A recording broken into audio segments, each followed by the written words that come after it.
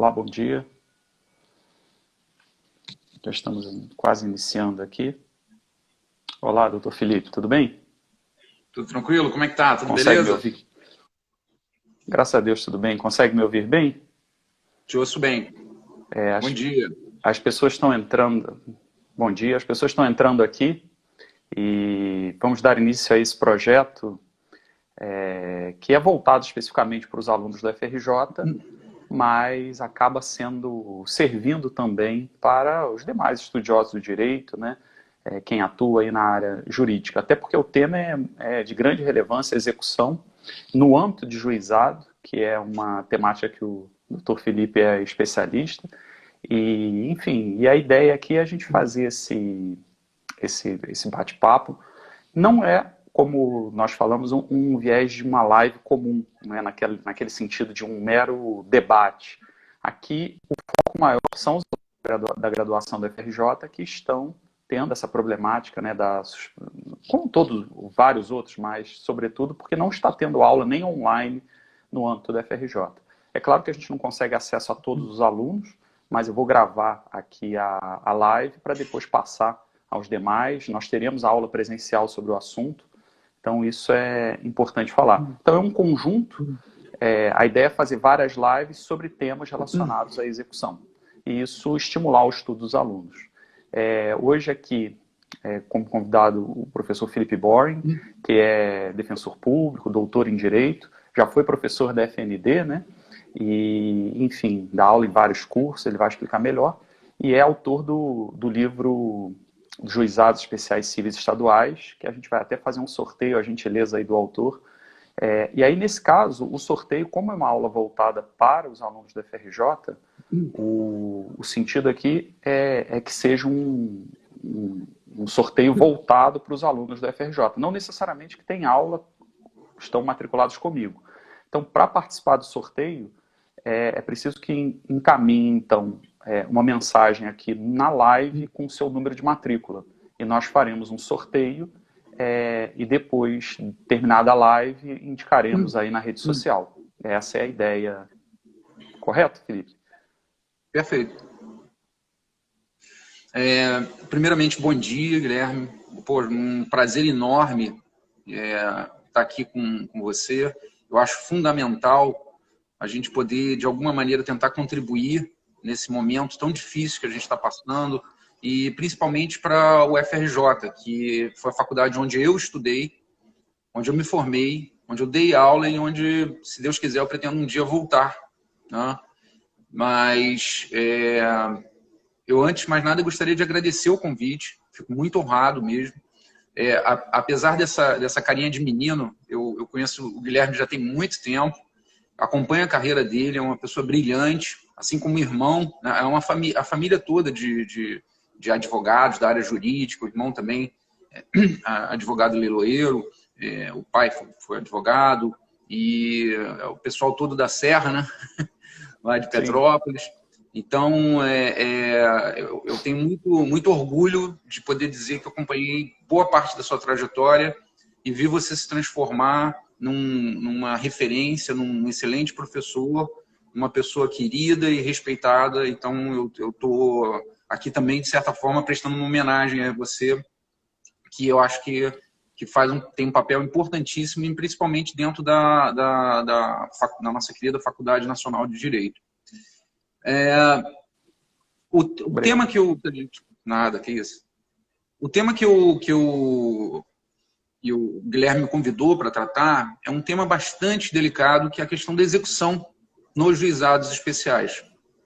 E aí, eu queria esclarecer que a Lei 9.099, que trata dos juizados especiais, ela tem 97 artigos. Ela tem 97 artigos. E ela é dividida em 3 partes. A primeira parte vai do artigo 1º até o artigo 59, que trata dos juizados especiais cíveis. Do artigo 60 até o 94, ela trata dos juizados especiais criminais. E os 4 últimos artigos são disposições gerais que dizem respeito a ambos os juizados. Então, a parte cível dos juizados, ela tem basicamente 59 artigos. E aí eu pergunto para vocês, Vocês acham que 59 artigos poderia regular todo o sistema de funcionamento dos juizados? A resposta é não, seria impossível. Tá? Então, os juizados, para poder funcionar, dependem de uma integração com outros dispositivos legais, principalmente o CPC. CPC que tem 1.072 artigos, né? Inclusive 5 artigos tratam especificamente dos juizados. Né? O artigo 985, inciso 1, trata dos juizados, e os artigos 1062 até 1066 tratam dos juizados. Então, nós temos 6 dispositivos no CPC que tratam dos juizados. Isso dá uma amostra da importância da integração entre a Lei dos Juizados Especiais e o Código de Processo Civil. Só que aí nós temos uma situação. A Lei dos Juizados Especiais, esses 59 artigos que eu falei, apenas 2 artigos tratam de execução. O 52 e o 53. Ou seja, todo o sistema executivo dos juizados especiais na Lei 9.099 estão basicamente concentrados em 2 dispositivos. Né? Isso é muito pouco. Então, se a gente já tem dificuldade na integração entre a parte de conhecimento, né, a parte geral dos juizados com o CPC, essa integração na execução fica muito mais delicada, muito mais difícil. Né? Além disso, o CPC é de 2015. A Lei 9.099 ela é de 95. Mas ela é fruto de um projeto que nasceu na década de 80. Então é uma lei que não pegou boa parte da evolução do processo civil nos últimos anos. Então, por isso, existe uma dificuldade natural de integração entre a lei, a parte executiva da Lei 9.099 e o CPC. Mas por trás dessa dificuldade, ainda existe uma questão ideológica. Né? Se eu fosse fazer assim, um resumo bem resumido do que seria essa questão ideológica, nós podemos dizer que temos, de um lado, aqueles que acreditam que os juizados têm que voltar para suas origens, para atuar na parte mais na simplicidade, na informalidade, etc, etc. E aqueles que entendem que o juizado deve se aproximar do CPC, deve prezar pela segurança jurídica, pelos princípios e fundamentos gerais do processo civil moderno, etc, etc. Então existe um choque ideológico além desse processo, que já é um processo complexo, de integração entre a parte executiva dos juizados e a parte executiva do Código de Processo Civil. E aí, Guilherme, eu sempre tenho, na minha busca pelos estudos, né, na minha trajetória nos estudos do juizado especial, eu tenho um norte. Eu tenho um polo, que é o meu polo metodológico, que é para onde eu olho para saber quando eu enfrento alguma situação mais complexa, mais difícil, que é a busca pelo acesso à justiça. Os juizados, eles nasceram no Brasil sob o signo da busca do acesso à justiça. Né? E o melhor exemplo disso, do ponto de vista doutrinário, é o livro do professor Mauro Capelletti, Acesso à Justiça, em que ele traça as chamadas ondas renovatórias do acesso à justiça e ele busca demonstrar cientificamente a importância de você ter um juizado em qualquer sistema jurídico para poder atacar, para poder se dedicar especificamente às causas de menor complexidade. Né? Então, essa lógica é uma lógica que, para mim, é muito importante. Então, as minhas soluções, quando eu me deparo com problemas nos juizados, são sempre voltadas para promover o acesso à justiça. Né? Então, por conta disso, eu tenho defendido que a interpretação da execução nos juizados especiais, ela deve primeiro atender às características fundamentais dos juizados, que estão presentes na parte de conhecimento, basicamente. Né? A lei, ela se dedicou tanto à parte de conhecimento que praticamente esqueceu a parte de execução. Então, o meu primeiro ponto é, a gente deve fazer o que o legislador manda a gente fazer, porque se você olhar o artigo 52 e o artigo 53, manda aplicar o CPC. Então, se você fosse pela interpretação literal, a interpretação literal que está no caput do artigo 52 e no caput do artigo 53 é aplicar o CPC com algumas modificações. E para mim isso seria no mínimo, uma incoerência. Então, primeiro, recomendar aos alunos é o seguinte. Sim. Se você for trabalhar com execução nos juizados especiais, você precisa ter claro nos seus estudos que existe um conflito ideológico. E por trás desse conflito ideológico, você tem um conflito sobre como devem ser interpretadas as regras executivas no âmbito dos juizados especiais. E aí, qual é a melhor solução? Vai depender de cada um.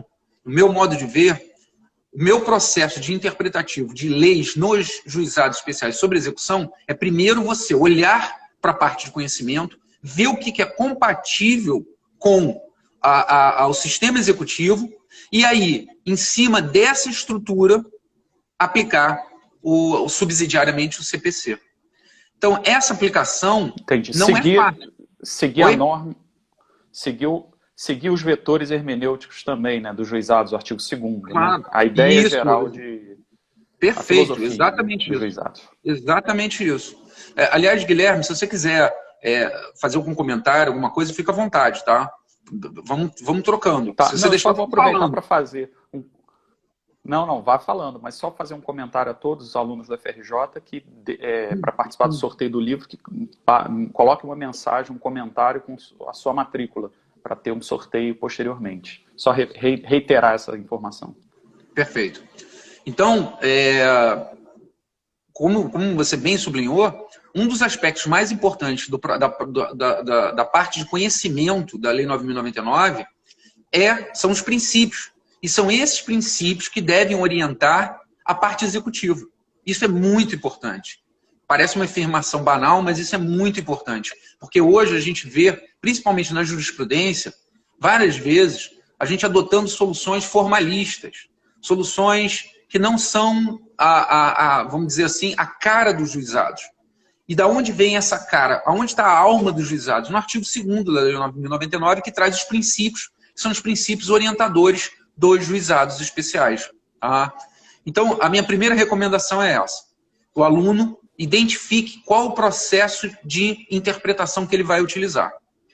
Segunda coisa que eu acho importante destacar. Como eu disse para você, Guilherme, a Lei 9.099, ela vem de um projeto de lei da década de 80. Então, nós temos uma coisa, hoje, que é chamada obsolescência legislativa. O que significa isso? Falando de uma forma bem direta. A lei ficou velha. A lei ficou ultrapassada, anacrônica. E em casos como esse, a gente pode utilizar de um recurso focado na efetividade para tentar equilibrar esse anacronismo, ou minimizar esse anacronismo. E aí eu vou dar um exemplo aqui para vocês. A Lei 9.099 prevê tutela específica, né, a chamada tutela das obrigações de fazer, não fazer e entregar. E em 1995 isso era absolutamente inovador, uma coisa importantíssima, foi uma coisa fundamental. Você tinha a tutela específica no Código de Defesa do Consumidor, o famoso artigo 84 do Código de Defesa do Consumidor, e você tinha os primeiros movimentos para tentar passar a tutela específica, esse sistema da tutela específica, para o CPC. Antes disso, veio a Lei 9.099 e previu tutela específica para os juizados. Então, isso foi muito inovador na época. Só que hoje, esse dispositivo que trata do tema está ultrapassado. Para você ter uma ideia, Guilherme, a única medida de apoio que a Lei 9.099 prevê é a multa. Né? E hoje, o Código de Processo Civil prevê medidas de apoio, né, multa, busca e apreensão, remoção de pessoas e coisas, interrupção de atividades nocivas, dentre outras. Ou seja, as medidas são atípicas. Né? Então, essa lógica, se você fosse utilizar uma hermenêutica tradicional, onde a regra especial afasta a regra geral, se a Lei 9.099 trata de tutela específica, você não pode aplicar a tutela específica do CPC. Essa seria a hermenêutica tradicional.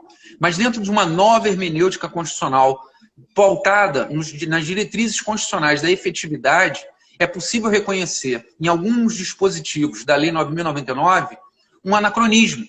Né? E em cima disso, dá uma interpretação restritiva à Lei 9.099 para poder aplicar regras do Código de Processo Civil. Então, um exemplo disso que eu estou dando, em cima desse exemplo, O que eu defendo? Eu defendo que a tutela específica nos juizados especiais não fica adstrita à multa. Você pode aplicar qualquer medida de apoio.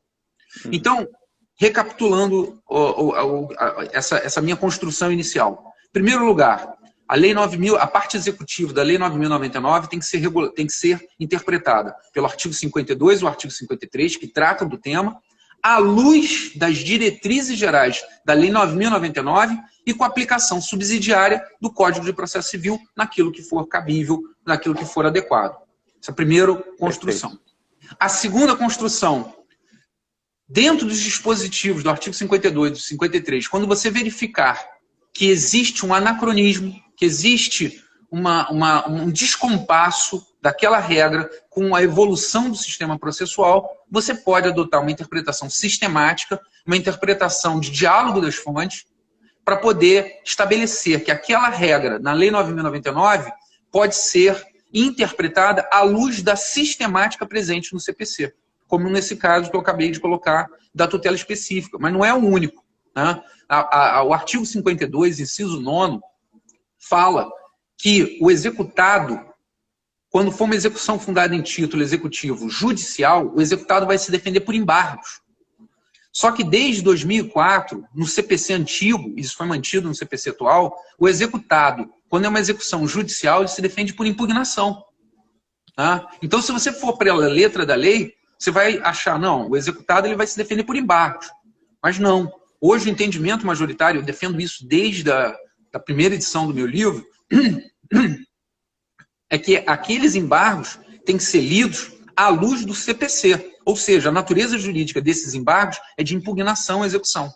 Tá? Então, a segunda informação importante nessa fase inicial aqui de explanações que eu queria dizer é que, além de você ter que aplicar as regras do artigo 52 e 53, que tratam especificamente da execução, à luz da parte civil, da parte de conhecimento, né, dos princípios, etc., da própria Lei 9.099, com aplicação subsidiária do CPC, você tem que fazer um filtro em cima de cada um dos artigos da parte executiva para verificar se eles estão ou não em sintonia com a nova sistemática processual civil.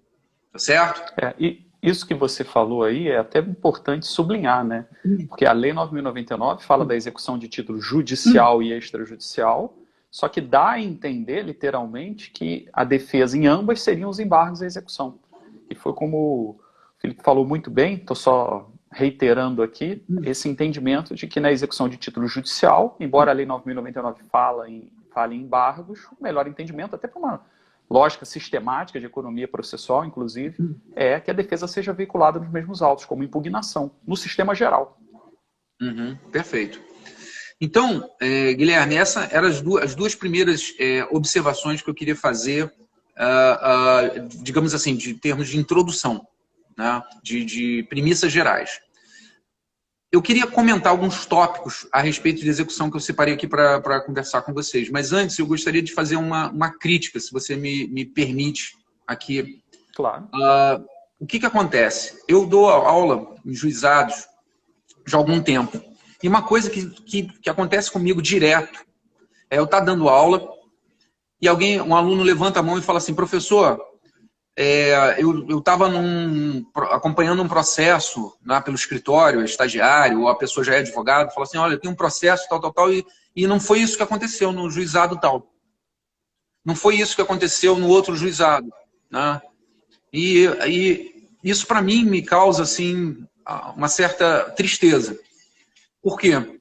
Porque hoje, um dos grandes problemas que nós temos no juizado é a falta de uniformização.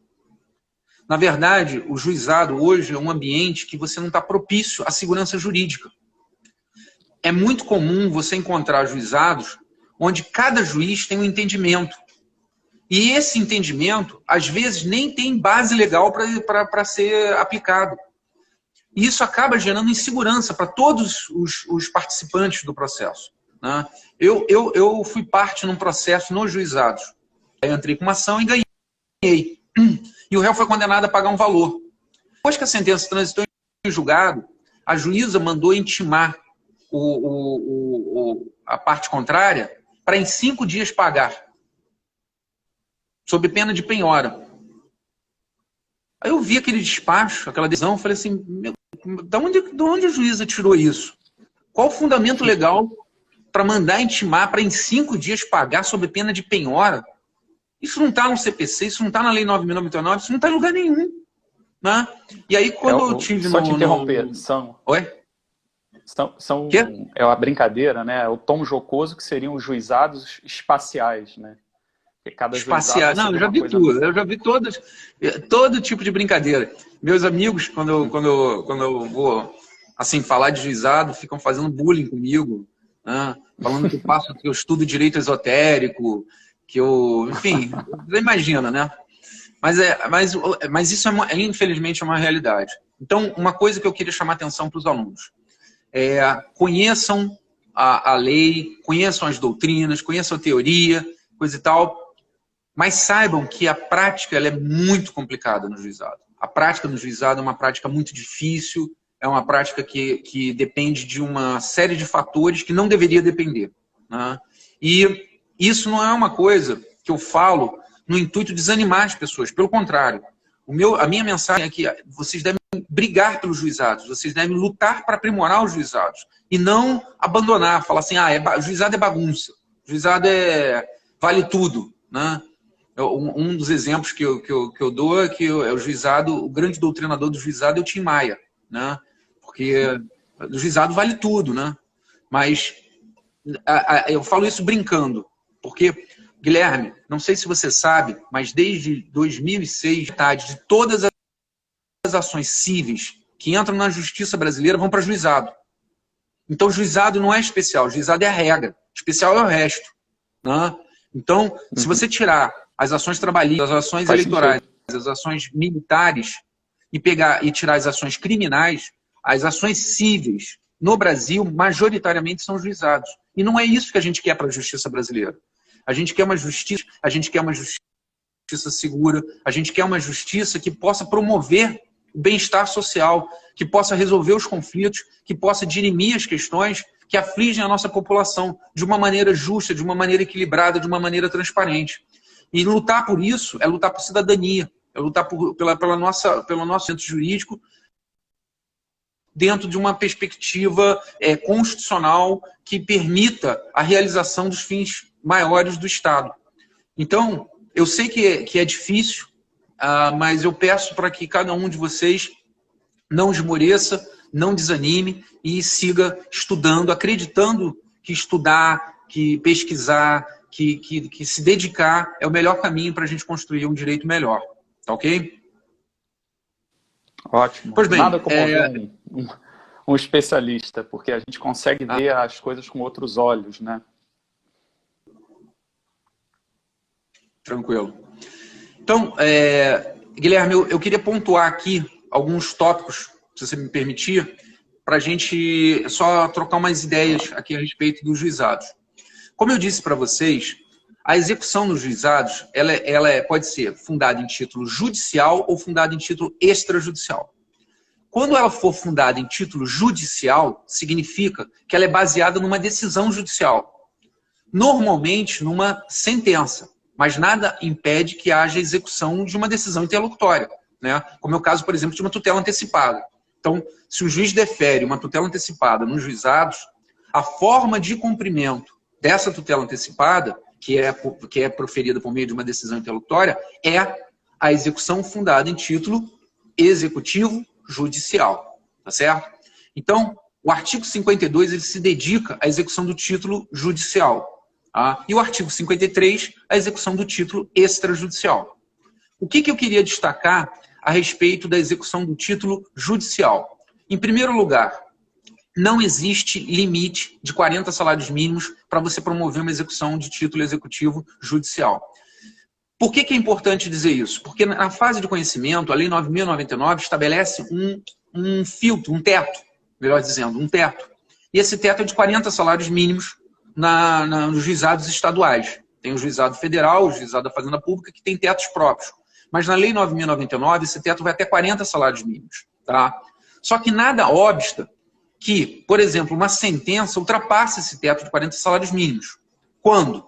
Quando você tiver juros e correção monetária, quando você tiver multas e quando você tiver, por exemplo, encargos relativos à responsabilização, como o caso de litigância de má-fé. Então, existem hipóteses onde a sentença que vai ser executada nos juizados especiais pode ultrapassar o teto de 40 salários mínimos. Então, a execução não tem teto. Se o título é dos juizados, não importa o valor, ele pode ser, certo? Esse é o primeiro ponto que eu queria destacar para vocês. O segundo ponto que eu queria destacar... Oi? Me chamou? Não, perfeito. Não. Tá. O segundo ponto que eu acho importante da gente destacar é o seguinte. Na parte de conhecimento, você pode entrar com uma ação nos juizados até 20, acima de 20 salários mínimos. Eu sou daqueles que defendem que isso também deve ser aplicado na fase de execução. Isso significa que, se a sua sentença for acima de 40 salários mínimos, você deve procurar um advogado para poder promovê-lo. E se ela for inferior a 20 salários, pode promovê-lo independentemente de advogado. Tá? Existem diversas correntes sobre isso. Tem uma corrente que, por exemplo, diz que se na primeira fase você teve advogado, não importa quanto foi a sentença. Na segunda você tem que ter advogado também. Na fase de conhecimento você teve advogado, na fase de execução você vai ter que ter advogado. E, enfim, é um tema bastante controvertido, mas a minha orientação é você seguir a mesma lógica na fase de conhecimento, seguir na fase de execução. Tá? Outra coisa importante, da mesma forma que na fase de conhecimento, a execução nos juizados ela pode ser iniciada verbalmente, por meio de pedido, simples pedido. Tá? E aí, esse pedido, se for feito por advogado, tem que ser feito por escrito. O advogado não pode, né, isso é uma orientação, é a minha posição, que é a posição majoritária, embora não seja pacífica, mas na minha visão, a oralidade da propositura do pedido principal, seja de conhecimento, seja de execução, ela é dedicada à parte que não está com o advogado. Então não pode chegar um advogado no balcão do juizado e falar assim, eu quero entrar com uma execução. Não. Doutor, o senhor é advogado, o senhor, por favor, peticione. Essa faculdade de apresentação oral é uma facilidade de acesso à justiça para a parte que está sem advogado, ou não tem formação de advogado, não tem formação jurídica. Se o senhor é advogado, o senhor, por favor, entre com uma petição. Outra coisa importante, o artigo 52 diz que você pode pedir para que o cartório faça os cálculos da execução. E aí, o que eu gostaria de orientar para os alunos? Quando você é uma parte que está sem advogado, você não tem a facilidade do domínio, na maioria das vezes, para elaborar esses cálculos. Então, você pode virar e falar, olha, eu quero que a secretaria faça esses cálculos. Agora, se a parte que vai promover a execução tiver com o advogado, o meu entendimento é que o advogado tem que exercer a sua plenitude da sua função e ele é que tem que apresentar esses cálculos, como, aliás, é determinado pelo CPC. Então, no meu modo de ver, essa possibilidade de remessa ao contador, que está prevista na Lei 9.099, ela tem que ser lida à luz da nova sistemática do CPC. Ou seja, ela só é possível para quem está sem advogado. Se a pessoa está com advogado, esse advogado é que tem que apresentar os cálculos devidamente. Outra coisa importante. Aqui no artigo 52, ele fala da tutela específica no artigo 5º. E aí eu vou só ler rapidamente aqui. Nos casos de obrigação de entregar, fazer ou não fazer, o juiz, na sentença ou na fase de execução, combinará multa diária arbitrada de acordo com as condições econômicas do devedor. Tá? Aqui duas informações. Uma eu já dei. Não é só multa. Tutela específica pode ser qualquer medida de apoio. Né? Então você pode ter busca, apreensão, remoção de pessoas ou coisas, interdição de atividade, enfim, todas as medidas que estão previstas em lei e as que não estão previstas em lei, conforme eu expliquei no início da nossa conversa. Segunda coisa, aqui tem uma regra que é muito importante, que devia estar no CPC. O CPC, ele não detalha muito bem como é que você vai fixar a multa. Né? E aqui dá um norte, que é um norte importante, que tem que ser lido junto com o CPC, que são as condições econômicas do devedor. Eu acho que esse não é o único parâmetro para você fixar uma multa. Você tem que ter outros parâmetros. Você tem que verificar qual é a dimensão da obrigação que está sendo cumprida. Você tem que ver qual é o comportamento processual da parte. Existem outros critérios, mas aqui na Lei 9.099 tem um critério muito importante, inclusive para ser aplicado para o CPC, dentro dessa técnica de diálogo das fontes, de você ter as condições... Bem interessante isso. Exato. Isso é uma regra que, ao meu modo de ver, o CPC tinha que definir melhor como fixar as trends, e o CPC não faz isso, né? Pois bem, e aí, o que eu gostaria também de chamar a atenção nesse mesmo inciso, diz aqui, não cumprida a obrigação, o credor poderá requerer elevação da multa, transformação da condenação de perdas e danos, que o juiz de imediato arbitrará seguindo a execução por quantia certa. Aqui eu queria fazer uma observação. Os juizados não permitem sentença ilíquida. Na parte de conhecimento, está dito lá, o juiz, quando dá a sentença, ele tem que liquidar esse valor. Tá? Ah, Felipe, mas ele não tem condições, não tem os elementos necessários para, naquele momento, promover a liquidação. Não tem problema. Ele vai, por equidade, que a própria lei prevê isso, ele pode, por equidade, fixar o valor. Tá? É um poder a mais que o juiz tem no âmbito dos juizados especiais. Beleza. Então, teoricamente, você não tem liquidação nos juizados. Por que eu digo teoricamente? Porque na prática, às vezes, você tem que ter uma liquidação. Vou dar um exemplo para você, Guilherme. Você entrou com uma ação para recuperar um bem qualquer, digamos uma bicicleta dos juizados. Né? Seu irmão, o Rodolfo, foi lá e pegou sua bicicleta e não quer devolver de jeito nenhum. Né? Aí você entra com uma ação para obter essa bicicleta de volta e ganha. Então a sentença diz, a sentença é líquida, entregue a bicicleta para o Guilherme. Perfeito. E aí o Rodolfo vem nos autos e diz o seguinte, olha, a bicicleta foi furtada, não existe mais bicicleta. Então o que acontece? A lei não prevê nessa situação, mas aqui, para mim, não tem dúvida. Você tem que fazer uma liquidação incidental e não extinguir o processo. Tá? Sim, você faz uma liquidação incidental e, dentro dessa liquidação, transformou aquela bicicleta em valor, prossegue a execução por quantia certa contra devedor solvente. Tá? Então, embora a lei não trate especificamente da liquidação, essa liquidação incidental pode ser feita. E aí você me pergunta, como é que faz essa liquidação? Simples, de forma muito simples. Você apresenta uma petição. E aí eu já sugiro que você indique qual é o valor que você entende daquele bem, o juiz vai ouvir a parte contrária e vai decidir. Se for necessário, ele pode consultar algum especialista. Não é necessário, não é fazer uma perícia, mas ele pode ouvir. Né? Por exemplo, você quer recuperar um computador. Aí aí você diz que esse computador vale 5 mil reais. O réu diz que esse computador vale 100 reais, 500 reais. Aí o juiz pode virar para o setor de informática dele e perguntar assim, setor de informática, quanto custa um computador com essas características? E aí o setor de informática informar, custa X. Aí o juiz pode homologar, quem não concordar, mandado de segurança. Porque, como seus alunos devem saber, não cabe o entendimento majoritário, eu entendo diferente, mas o entendimento majoritário é que não cabe agravo no âmbito dos juizados especiais. Tá certo? Guilherme, outro ponto que seria que eu bom, então, a parte nesse... Seria bom, então, a parte, nesse caso,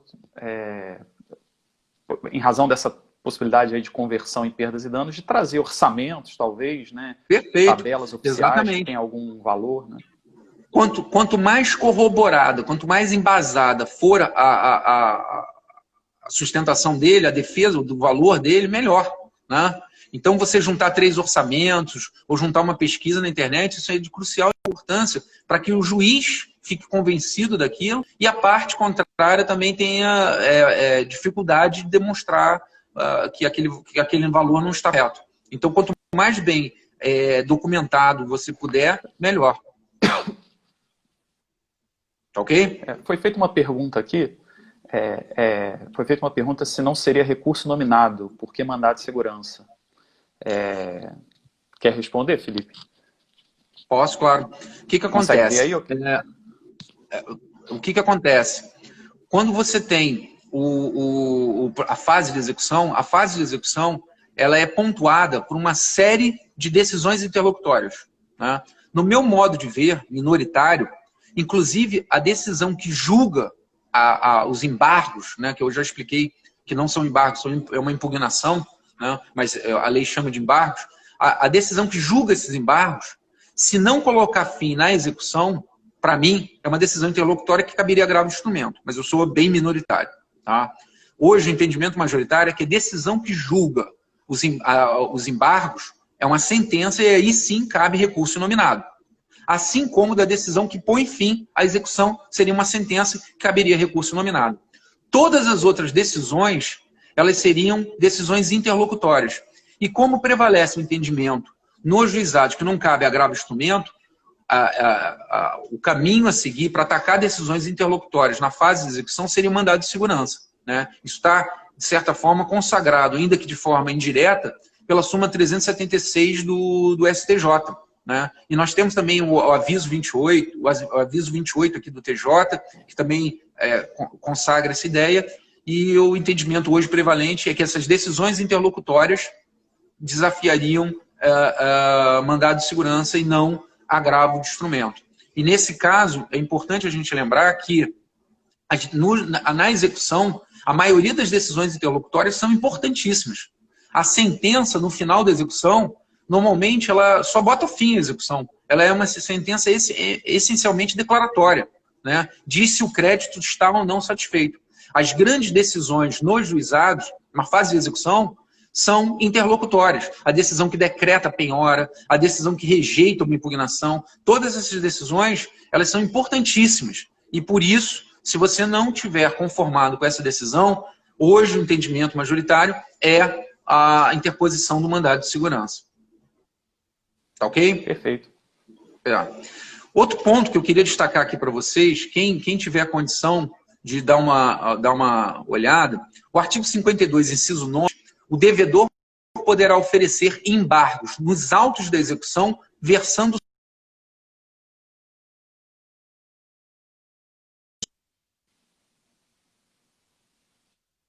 que eu já havia dito, esses embargos têm natureza de impugnação. Tá? Não é uma ação de embargo de execução como você tem no caso da execução extrajudicial. É simplesmente uma impugnação dentro dos próprios autos. Tá? Esse é um ponto que eu já havia destacado. Mas o segundo ponto que é importante é o seguinte. Aqui você tem 4 incisos sobre o que pode ser dito nos embargos no juizado. Se você olhar o CPC, são 8 itens, o dobro. Então, a pergunta que fica é o seguinte, o que eu posso alegar nos embargos? Eu posso alegar só as matérias que estão na Lei 9.099 ou eu posso alegar todas aquelas matérias que estão elencadas para serem, que podem ser suscitadas no âmbito da impugnação à execução no Código de Processo Civil? Tá? E aqui tem um ponto que é crucial. O CPC diz o seguinte, se você alegar excesso na impugnação, que é sem dúvida nenhuma uma das matérias mais importantes da resistência do executado no processo, se você alegar excesso, você tem que dizer qual o valor que você entende correto, sob pena de rejeição liminar. Então, ficam 2 regramentos que são bastante diferentes. Como é que funciona isso? Aqui, novamente, Guilherme, eu tenho defendido, né, e a boa parte da doutrina acompanha essa orientação, é no sentido de que tem que ser aplicado o CPC. Ou seja, o rol das matérias que podem ser objetos de impugnação à execução são aquelas matérias que estão previstas no CPC, e não apenas as matérias que estão previstas na Lei 9.099. E aí, esse transporte interpretativo traz também essa regra. Nos juizados especiais, se você disser que existe um excesso e não apontar o valor devido para esse excesso, essa alegação tem que ser rejeitada liminarmente, salvo se a parte estiver sem advogado. Então, o que eu quero dizer com isso? Se a parte está se defendendo no juizado sem advogado, e ela fala, olha, eu não devo isso tudo, mas não sei o quanto eu devo, porque tem que fazer algum cálculo, alguma coisa, o juiz deve remeter ao contabilista do juízo para o contabilista verificar e dizer se aquela alegação tem ou não embasamento. Agora, se o executado estiver se defendendo com o advogado e o advogado alegar o excesso, aí ele tem que apresentar a planilha sob pena de rejeição liminar da alegação. Então, notem como é difícil essa interpretação. Você tem que fazer uma remissão, depois conseguir fazer uma interpretação diferenciada para a realidade dos juizados, que é uma realidade muito peculiar. né? Então, por isso, muitas vezes a gente encontra alguns problemas no funcionamento do sistema executivo dos juizados. Tá certo? E para a gente encerrar, eu queria falar alguns pontos sobre a execução fundada em título extrajudicial, tá? Que é o artigo 53. Tudo que a gente falou até agora foi basicamente voltado para o artigo 52, foi com base no artigo 52, que trata da execução judicial. Agora eu queria falar um pouquinho da execução extrajudicial. Primeira coisa, eu queria dizer que esse procedimento aqui, que foi previsto pelo artigo 53, é um procedimento muito ruim. E é muito ruim por quê? Porque esse procedimento, ele prevê uma audiência de conciliação. Isso não existe em matéria de execução extrajudicial, né? Você tem a conciliação na fase de conhecimento porque o seu direito ainda não está 100% reconhecido. Na fase de execução, você tem um direito reconhecido. Então, fazer conciliar, obrigar fazer uma audiência de conciliação, entenda bem, Guilherme, eu sou sempre favorável à busca da autocomposição. A autocomposição é uma diretriz fundamental, segundo o artigo 3º do Código de Processo Civil, é uma diretriz fundamental do processo, etc. Não é que eu seja contra a conciliação. Eu sou contra um procedimento prever como etapa obrigatória a conciliação. Isso não existe. Não existe. No mundo ocidental, não existe nenhum paralelo com isso. Então, notem bem, você, Guilherme, tem um cheque no valor lá, X. Aí você quer executar esse cheque. Você entra com uma execução, a pessoa vai ser citada para pagar ou para embargar na vara civil. Tá? Pagar ou embargar. Se ela não pagar, você pode ir lá fazer uma penhora online, pegar o dinheiro e acabou a execução. Se ele não se resistir, se não querer discutir, acabar. Eu já tive execução fundada em título extrajudicial, quando o devedor é conhecido e solvente, que durou 3 meses. 3 meses a execução acabou. Agora, no juizado, como é que funciona? Você entra para executar o mesmo cheque. Só que tem que ser até 40 salários mínimos. Tá? Você entra para executar esse cheque. O réu vai ser citado para pagar. Se ele não pagar, vai ser feita a penhora. Depois de feita a penhora, vai ser marcada uma audiência de conciliação. Gente, isso é uma inversão de valores completa. E o pior, a execução fica parada até a realização da audiência. Por quê? Porque nessa audiência, o devedor pode apresentar embargos.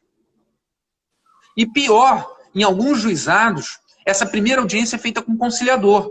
Se não tem acordo, é marcada uma nova audiência, ou com o juiz ou com o juiz togado, para julgar os embargos apresentados pelo devedor. Então, na vara civil, 3, 4 meses, se a vara for bem organizada, tiver tudo certinho, tudo direitinho, for fácil de citar o devedor e ele tiver recurso em conta, 3, 4 meses você consegue acabar com o processo de execução. No juizado, 3, 4 meses quando você leva para marcar uma audiência.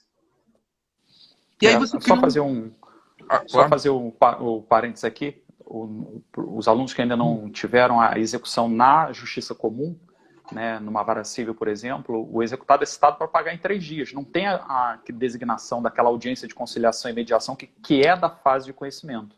Perfeito. Tá? Isso está no 829 do CPC. E aí, agora, fazendo esse parâmetro, por que não aplicar nos juizados? Né? É esse ponto. Perfeito. Então, notem que o procedimento ele é muito ruim. Então, ele criou uma lógica totalmente, no meu modo de ver, totalmente deturpada. A pretexto de promover a conciliação, ele criou uma etapa dentro da execução que não me parece adequada. Tanto é que eu já vi decisão de juiz dizendo que esse procedimento é tão ruim, mas tão ruim, que ele considera inconstitucional e manda aplicar o CPC.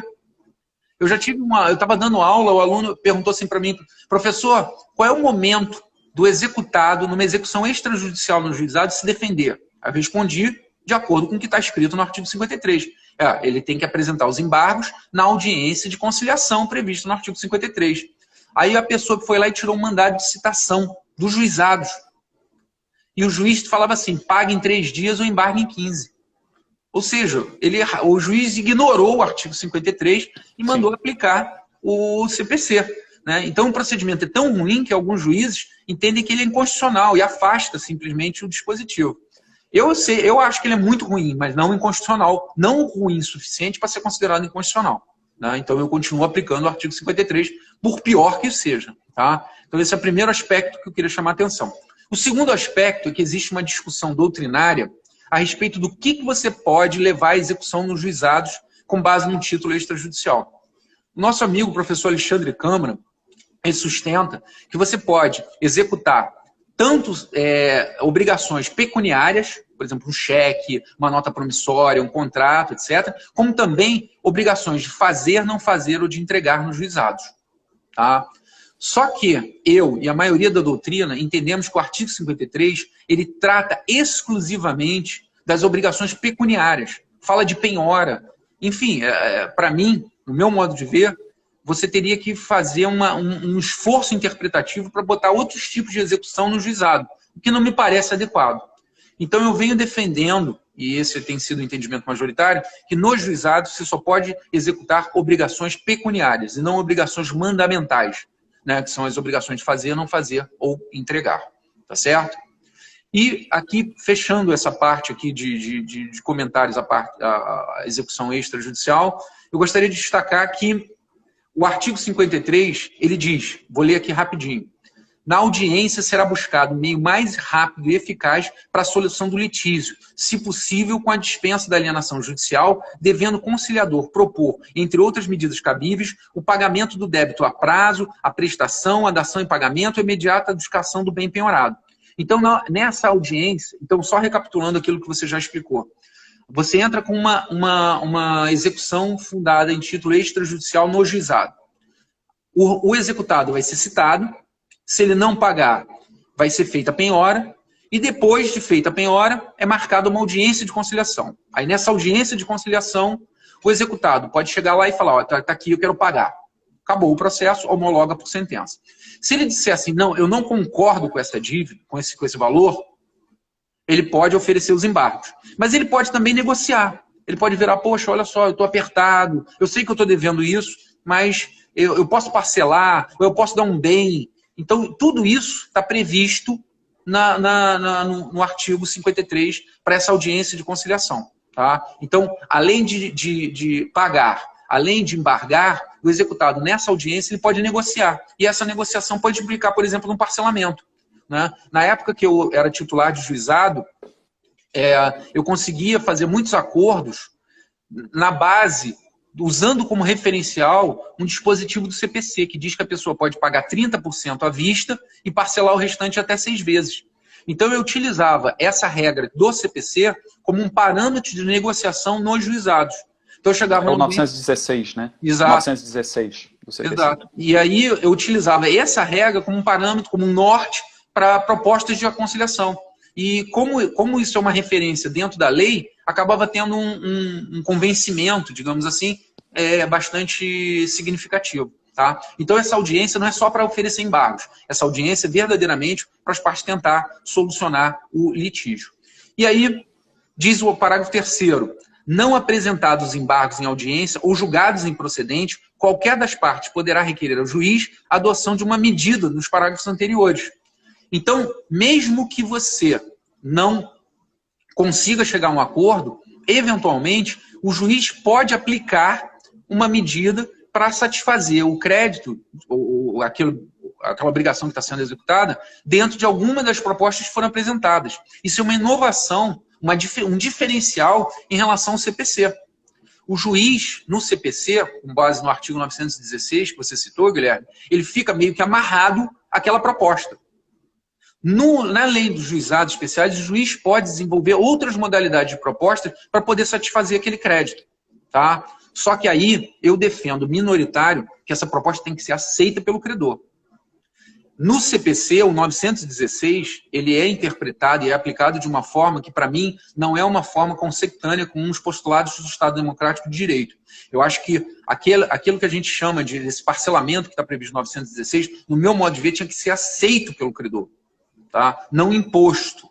Né? E a mesma lógica, para mim, se aplica aqui no âmbito do juizado especial. Se o juiz quiser adotar alguma modalidade de parcelamento, esse parcelamento tem que ser aceito pelo credor para que possa ser efetivado. Senão, tem que seguir.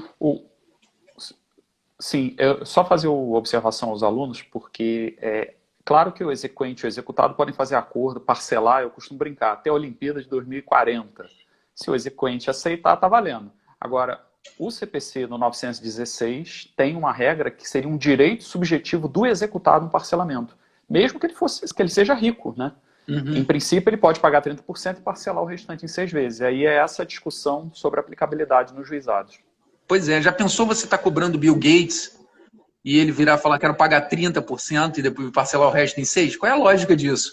Você está executando uma grande empresa com um banco que tem um balanço bilionário, vai pagar R$1.000 e quer pagar 300 e dividir o resto em 6 vezes. Qual é a lógica disso?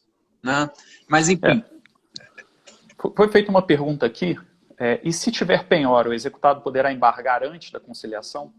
Não, ele pode oferecer uma impugnação atípica, que é o que, com base até no Código de Processo Civil, que ele criou um dispositivo geral que permite às partes, em qualquer fase da execução, apresentar sua impugnação por simples petição nos autos. Então, se você tem uma penhora, por exemplo, feita uma penhora online e você entende que aquele bem é impenhorável, você não precisa esperar até a audiência de conciliação para se resignar quanto a isso. Tá? Então você pode atravessar uma simples petição nos autos do processo em curso no juizado para questionar aquela penhora. Tá? Agora, o momento processual final para você se defender da execução é na audiência de conciliação. Tá? Então, é mais ou menos como na fase de conhecimento, você tem até audiência de instrução e julgamento para apresentar a contestação. Você pode apresentar antes? Pode. Mas o termo final é na audiência de instrução e julgamento. Mutatis mutandis é o que acontece no caso da execução extrajudicial. Então, o termo final para essa execução é a audiência de conciliação. Ok? E a última observação aqui, o parágrafo 4º do artigo 53 diz: não encontrando o devedor ou inexistindo bens penhoráveis, o processo será imediatamente extinto, devolvendo os documentos ao autor. Então, é importante lembrar que nos juizados não cabe citação por edital. Então, se você não encontrar bens ou não encontrar o executado, você não tem como prosseguir com a execução. Você pode até levar essa execução para uma vara civil, posteriormente, né? Para tentar, por exemplo, uma citação por edital. Mas no juizado isso não vai ser possível, tá certo? E vale até o alerta, que muitas vezes isso não vale a pena, né? Porque você tentou achar bens no juizado, não achou, aí você vai levar uma execução para a vara civil. Se o executado tem endereço incerto, provavelmente ele não tem bens. A citação por edital, muitas das vezes, não vai ter muita importância prática. Uhum. Então, Guilherme, basicamente eram essas informações. Eu sei que foi uma coisa bem superficial. Eu tenho certeza, eu vi passando algumas perguntas aí, mas eu não consigo ler simultaneamente o que eu estou falando. Se quiser depois encaminhar as perguntas para mim, eu, na medida do possível, tento responder. Mas eu espero ter podido dar algumas informações, algumas orientações que possam ser úteis aí para tratar esse tema tão delicado que é a execução dos juizados. Com certeza, Felipe. Aquilo que eu falei, é sempre bom ouvir um especialista, porque a gente fica muito pautado na lei ou na prática, e alguém que consegue olhar com outros olhos a matéria, isso faz a gente entender melhor. Eu confesso a você que eu aprendi muito hoje, e vou passar a olhar os juizados de outra maneira. Eu só queria, antes de te agradecer e finalizar, que o nosso tempo está acabando, só fazer uma perguntinha para você, que é uma dúvida minha mesmo.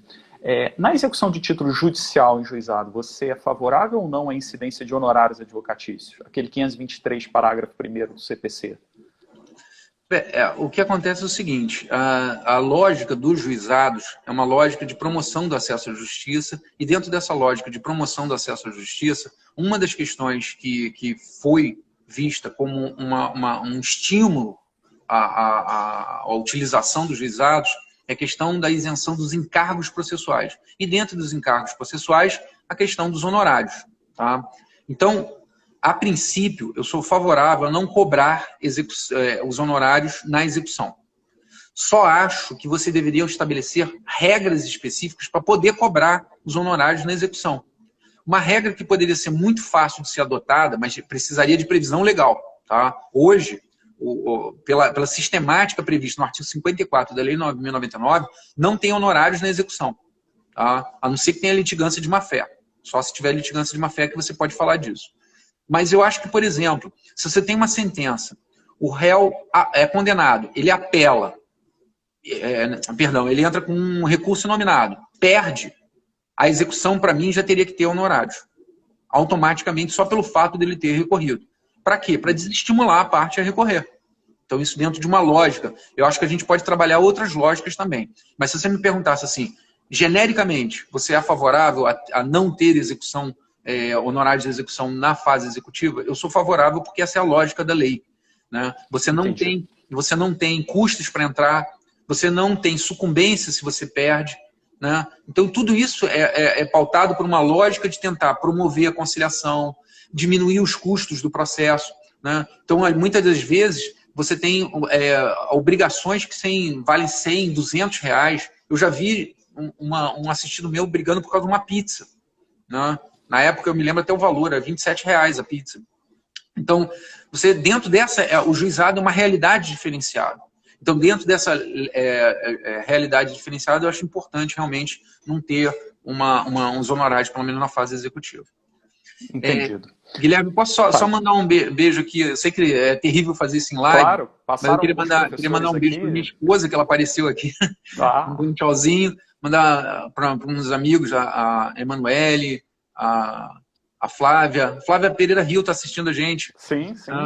Enfim, mandar um beijo para todos aí. Agradecer muito acompanhar a nossa live e dizer que eu estou à disposição aí. Eu quero te agradecer mais uma vez. Esse é um projeto novo, né? Tem que ter realmente os alunos entrando, participando. Aliás, estou finalizando, mas os alunos que estão participando para concorrer ao livro, os alunos da FRJ, coloquem a matrícula, né, no respectivo e-mail. No e-mail, não, desculpa, no comentário aqui do Instagram. Esse é o livro do professor Felipe Boring. É o melhor livro de juizados no mercado. Ele, defensor público e doutor em Direito, acho que vale muito a pena ter esse livro. Eu confesso que o Câmara tem um livro, mas, salvo engano, não está muito atualizado. O seu é o melhor do mercado e é o que eu indico sempre. Agradeço muito. E mais uma vez agradeço aí a esse momento, né? Acredito que todo mundo fica muito carente nesse momento de pandemia e tenho certeza que você botou uma sementinha na cabeça de todo mundo para estudar a execução e execução nos juizados, que é um tema muito interessante e prático. Muito bom. Muito obrigado. Um grande abraço para todos, tá? Isso aí, um grande abraço a todos que participaram, muito obrigado. E a gente vai fazer o último minuto aí para vocês colocarem a matrícula no comentário. A gente vai fazer um sorteio e depois divulga em rede social. O livro vai acabar sendo entregue, né, provavelmente depois que terminar aí a pandemia. Eu me comprometo a entregar para o Guilherme faz a entrega aí em sal, tá bom? Tá certo. Gente, obrigado por todos. A minha ideia eu acho que eu vou salvar essa live, vamos ver se eu consigo, também não sei mexer muito bem não, mas eu acho que a gente tem forma aí eu botei para salvar, deve salvar e depois eu coloco. No final ele pergunta e você fala salvar. Tá, o meu medo é perder essas matrículas aí, tá? Então, mais uma vez, obrigado, bom dia a todos, mais uma vez, obrigado, Felipe.